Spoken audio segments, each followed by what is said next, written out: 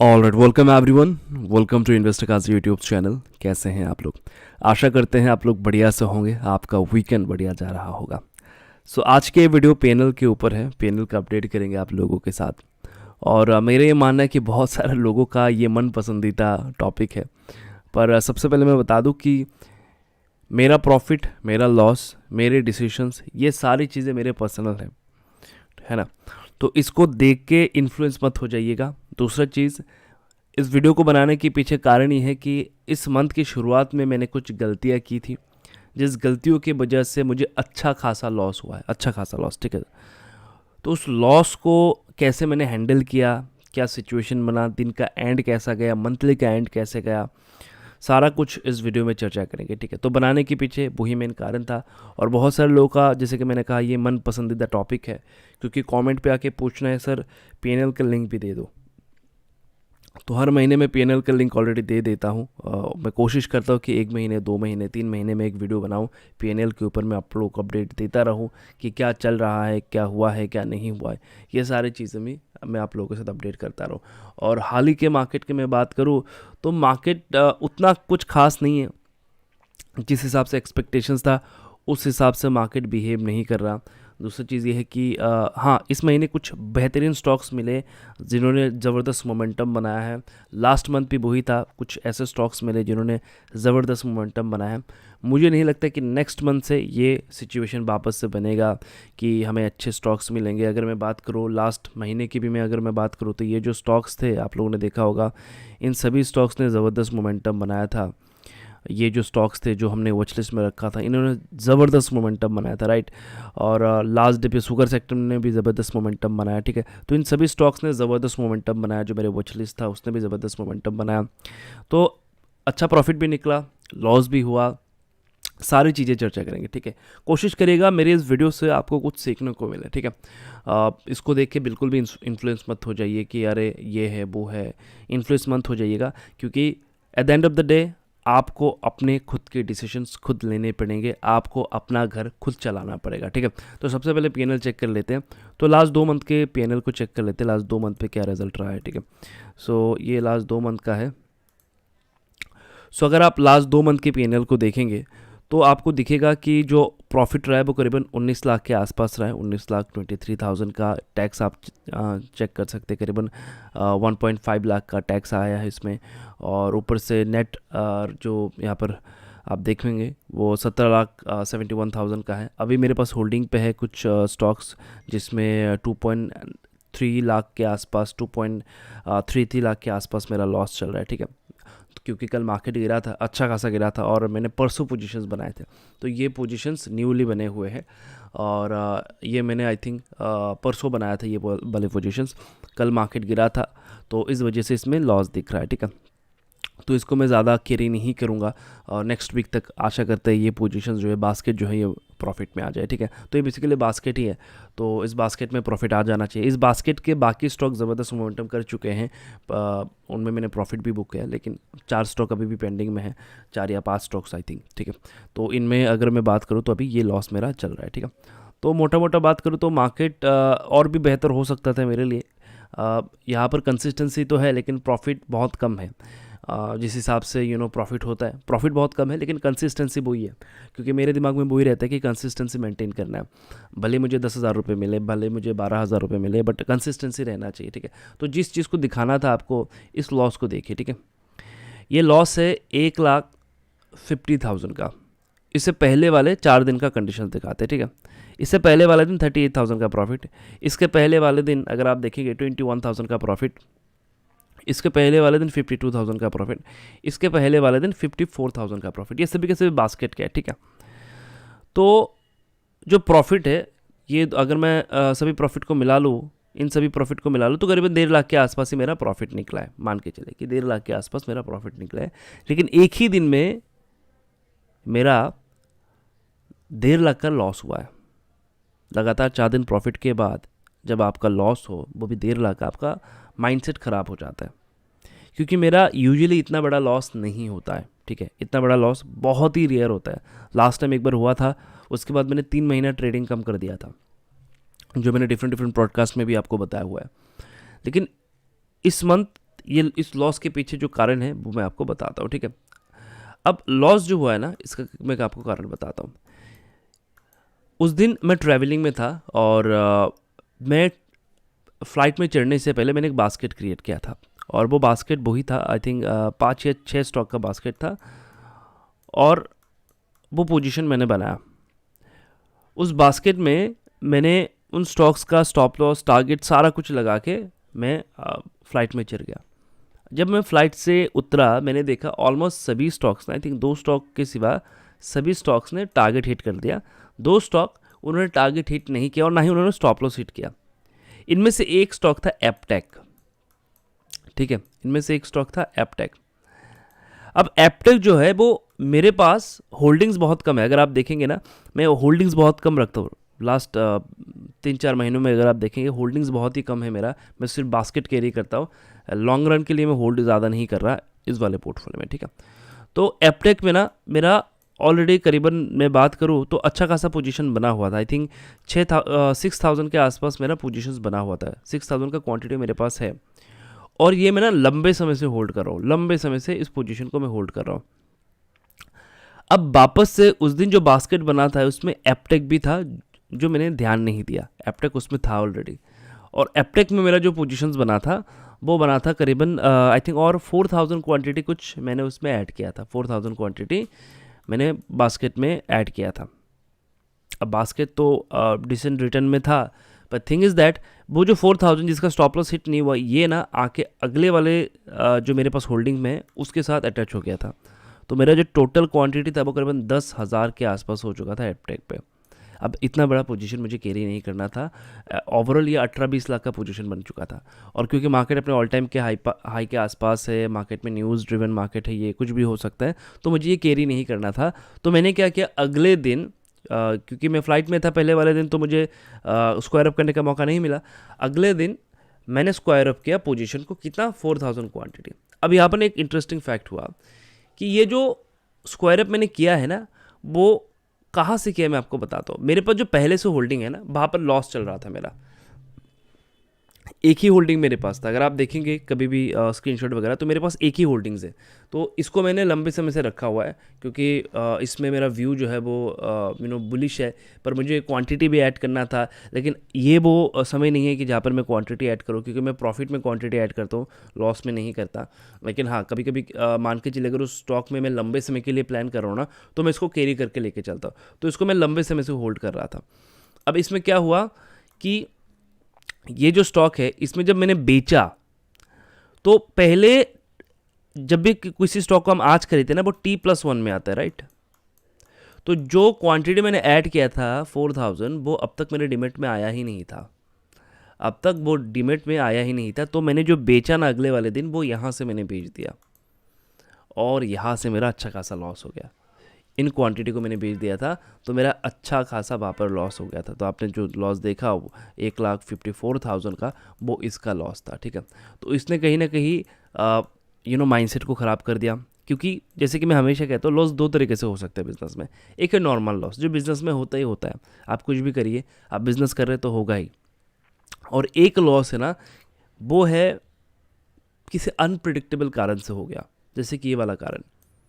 तो अगर आप देखेंगे, मैंने 4 दिन मेहनत करके जो प्रॉफिट कमाया, 4 दिन मेहनत करके जो प्रॉफिट कमाया, और जब प्रॉफिट है, अगर आप नोटिस करके देखें, 50,000, 52,000, 20,000, 38,000, 40,000, वही मेरा एवरेज रेंज रहता है दिन का। 50,000 to 1 लाख के बीच मेरा एवरेज प्रॉफिट रहता है। आप नोटिस करके देखिएगा, मेरे मैक्सिमम प्रॉफिट जो है ना, वो 50,000 से लेके 1 लाख के बीच ही रहता है पर डे का, ठीक है। इससे ज़्यादा मेरा भी कोई एक्सपेक्टेशन नहीं होता। इससे ज़्यादा मैं ये जो करंट मार्केट है, इस मार्केट में इससे ज़्यादा मैं क्वांटिटी ऐड नहीं करता, क्योंकि मैं जो क्वांटिटी ऐड करता हूँ, मुझे पता है मेरा लॉस क्या हो सकता है और मेरा टारगेट क्या हो सकता है। तो मेरा टारगेट भी वही रहता है, क्योंकि मैं ज़्यादा यहाँ पर जो कैपिटल है वो डिप्लॉय नहीं कर रहा है इस मार्केट में। फॉर दैट रीज़न ये जो प्रॉफिट मार्जिन है वो इसी रेंज के बीच रहता है। वो 30,000 50,000 से शुरू होगा और वो 1 लाख के आसपास जाके क्लोज होगा, क्योंकि इसके बिहाफ में मुझे लॉस भी प्लान करना पड़ता है। तो जो प्रॉफिट है उसके बिहाफ में ही मैं लॉस प्लान करता हूँ, राइट। तो इस वजह से मुझे मेरा रेंज पता है। मैं कभी इसके लिए ट्रेड नहीं करता कि इंट्राडे में 10 लाख का प्रॉफिट आ जाए। मैं इसके लिए कभी ट्रेड नहीं करता। अगर आ गया वो अलग सी बात है, लेकिन वो क्योंकि मुझे मनी मैनेजमेंट करके ही मुझे ट्रेड पंच करना है, अब इसमें क्या हुआ कि अच्छा खासा मेरा वहाँ पर लॉस हो गया। अब 4 दिन का प्रॉफिट एक दिन में चला गया, तो आपका माइंडसेट जो है ना वो ख़राब हो जाता है। आपने 4 दिन मेहनत किया और 4 दिन आपने अच्छे स्टॉक्स आइडेंटिफाई किए, उनमें पोजीशंस बनाया, बास्केट को मैनेज करना एक अलग सा सिचुएशन आपने मैनेज किया, सारी चीज़ें करके आपने प्रॉफिट निकाला और एक दिन में वो सारा प्रॉफिट चला गया। तो आप सोच के देख लीजिए उस दिन मेरा माइंडसेट क्या था। उस दिन मैंने मतलब वो वाला जो कंडीशंस बनाया, अगला ट्रेड जो मैं पंच करूँगा ना, तो उसमें मेरा माइंडसेट कैसा था आप सोच के देख लीजिए, ठीक है। तो अगर आप ट्रेडिंग करते हैं तो ये सारी चीज़ें आपके साथ होगा, है ना। एवं ऐसा भी हो सकता है, मान के चलिए कि जनवरी पे आपने ट्रेड पंच किया और जनवरी का मंथ आपका उतना कुछ खास नहीं था, बट ये देख के आप ये डिसाइड नहीं कर सकते कि दिसंबर कैसा जाएगा, है ना। इन बिटवीन बहुत सारी चीज़ होगा आपके साथ। तो हमेशा अपने सिस्टम को फॉलो करिए। अगर आप अपने सिस्टम को फॉलो करते हैं, at the end of the day आप रिजल्ट लेके आएंगे ही आएंगे, चाहे कुछ भी हो जाए। तो ये पीएनएल शेयर करने के पीछे कारण यही था मेरा कि ये जो प्रोफाइल है मैं हमेशा आप लोगों के साथ शेयर करता हूँ, और जैसे कि मैं हमेशा कहता हूँ कि इसमें जो भी एक्सपेरिमेंट करना है ना मैं इस अकाउंट में करता हूँ। आप लोगों के साथ मैं दिखाता हूँ क्या चल रहा है, क्या नहीं चल रहा, क्या गलतियाँ हो रहा है, क्या सही चीज़ें हो रहा है, सारा कुछ मैं आप लोगों के साथ इस अकाउंट में शेयर करता हूँ, ठीक है। तो दिखाने के पीछे मेन जो मोटिव था वो ये था कि हो सकता है कि एक दिन किसी भी कारण से अनप्रिडिक्टेबल रीज़न की वजह से आपका लॉस हुआ है, और वो लॉस अगर बड़ा भी है तो इसमें ये मत सोचिए कि नहीं मेरा सिस्टम जो है वो ख़राब है, उस सिस्टम के अकॉर्डिंग तो मैं ट्रेडिंग नहीं कर सकता, ये है वो है, बहुत सारी चीज़ें हो सकता है, ठीक है। तो माइंडसेट को ख़राब नहीं करना है, सिर्फ उस दिन को थोड़ा सा अवॉइड करिए। अगर आप नोटिस करके देखें ना, इन बिटवीन मैंने ट्रेड नहीं किया था। अगर आप देखेंगे ना, इन बिटवीन मैंने 3-4 दिन ट्रेड नहीं किया था। अगर नोटिस करके देखेंगे 3-4 दिन मैंने ट्रेड नहीं किया, क्योंकि मैंने थोड़ा सा मैंने खुद को थोड़ा सा टाइम दिया। मैंने कहा ठीक है चलो थोड़ा सा टाइम देते हैं खुद को, ठीक है। और ये मंथ बहुत ही वोलाटाइल मंथ है, जैसे कि मैं कह रहा हूँ ना, बहुत ही वोलाटाइल मंथ है। तो हमारा क्या रहता है ना, मुझे कंसिस्टेंसी मेंटेन करना है। मुझे भले ही 10 रुपये मिले, भले 20 रुपये मिले, भले 30 रुपये मिले, डजेंट मैटर, कंसिस्टेंसी आपका मेंटेन होना चाहिए, है ना। और अगर आप देखेंगे मैक्सिमम ट्रेड मैं जो लेता हूँ वो बास्केट के ट्रेड होते हैं। अभी हाल ही के परसों जो पोजीशंस बनाया है ये इस नेक्स्ट वीक के लिए बनाया गया पोजीशंस है, और इनमें अगर मैं बात करूँ तो कल के दिन अच्छा खासा गिरावट आया, तो ये बहुत ही जल्दी रिकवर हो जाएंगे। वो भी एक्सपेक्टेशन है कि नेक्स्ट मंथ वो रिकवर हो जाएंगे, लेकिन वही है कि आपको सारी चीज़ें ध्यान में रखना होता है, क्या चल रहा है क्या नहीं चल रहा है। एपटेक अभी भी मेरे पास होल्डिंग पे है ना, कुछ क्वांटिटी अभी भी मेरे पास है, और इसमें अभी भी मोमेंट आने के चांसेस बहुत ज़्यादा है। तो बहुत सारी चीज़ें हो सकता है, आपको बस उस शॉर्ट टर्म को देख के ना डिसीजन नहीं लेना है। मैं अपने पर्सनल एक्सपीरियंस से आपको ये बात कह रहा हूँ कि शॉर्ट टर्म में क्या हुआ ना उसको देख के आपको ये जज नहीं करने कि ओवरऑल क्या हो जाएगा, ठीक है। अगर मैं इस साल की भी बात करूँ, अगर आप मेरा पोर्टफोलियो या पीएनएल वगैरह देखते हैं, तो इस साल मेरा ऑलमोस्ट अगर मैं बात करूँ अब तक 60 लाख के आसपास प्रॉफिट आ चुका है, राइट। सबसे वोलाटाइल मंथ है, सबसे वोलाटाइल ईयर है ये, सबसे वोलाटाइल ईयर में भी अब तक मैंने 60 लाख का प्रॉफिट जनरेट किया हुआ है इस अकाउंट पे जो मैं आप लोगों के साथ शेयर करता हूँ, है ना।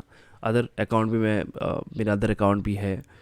तो सबसे वोलाटाइल ईयर पे भी हमने डिसेंट रिटर्न निकाला है। अगर इन बिटवीन आप देखेंगे ऐसे भी 3-4 मंथ है जहाँ पर मैंने कुछ नहीं किया, मैं बैठा रहा, कुछ नहीं किया मैंने, मतलब उन मंथ की अगर आप रिटर्न की बात करेंगे तो ज़्यादा भी नहीं होगा, मतलब 3 लाख 2 लाख ऐसे करके होगा। ये कब हुआ था, लास्ट जब मेरा लॉस हुआ था 1.5 लाख के आसपास, 1.5 लाख की आई थिंक 2 लाख के आसपास एक बार मेरा लॉस हुआ था, आज से ठीक 4 या 5 मंथ पहले।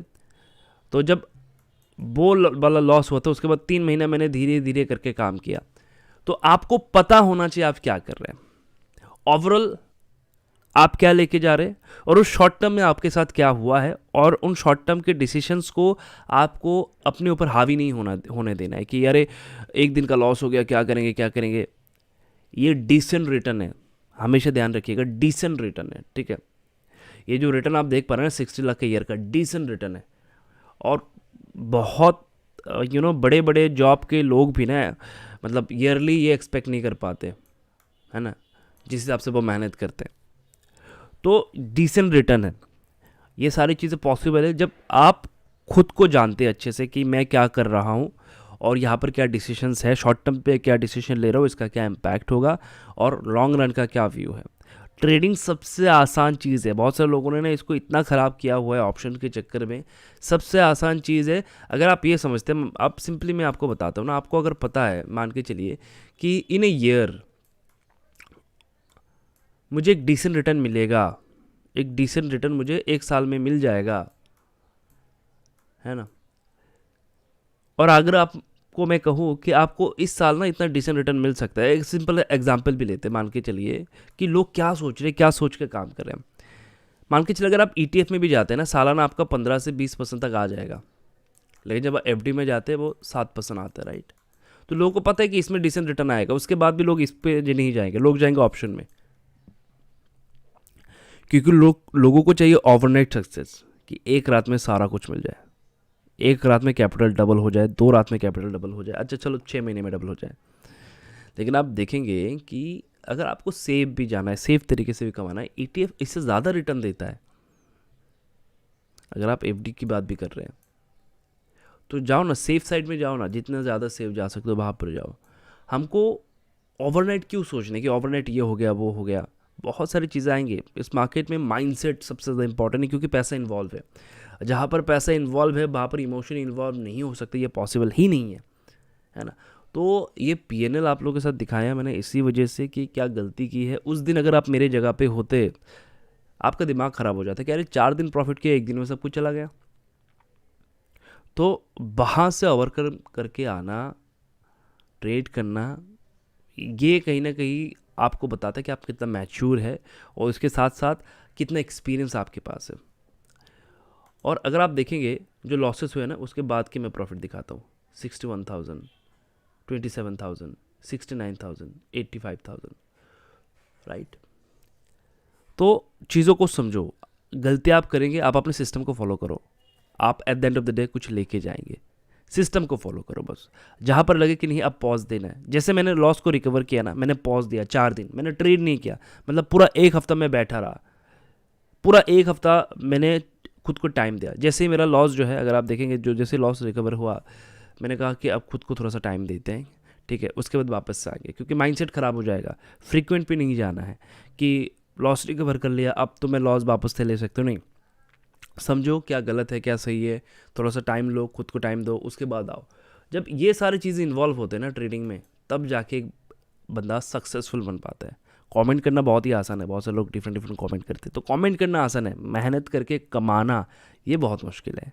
चीज़ों को समझना, इमोशन को कंट्रोल करना ये बहुत मुश्किल है ना। तो वही चीज़ है, तो वही चीज़ें आपको सिखाने की भी कोशिश करते हैं। और कमेंट पे ज़रूर बताइए कि इस वीडियो से क्या आपको कुछ सीखने को मिला। अगर मिला है तो सबसे पहले तो चैनल को सब्सक्राइब करो, कमेंट पे बताओ। और दूसरा चीज़ कि इक्विटी में डिसेंट रिटर्न बनता है, इम्पॉसिबल नहीं है। आपको बस ये चीज़ें समझना है कि मुझे थोड़ा सा टाइम देना पड़ेगा इस चीज़ में। ओवरनाइट सक्सेस कुछ नहीं होता है। Thank you so much everyone video में बने रहने के लिए।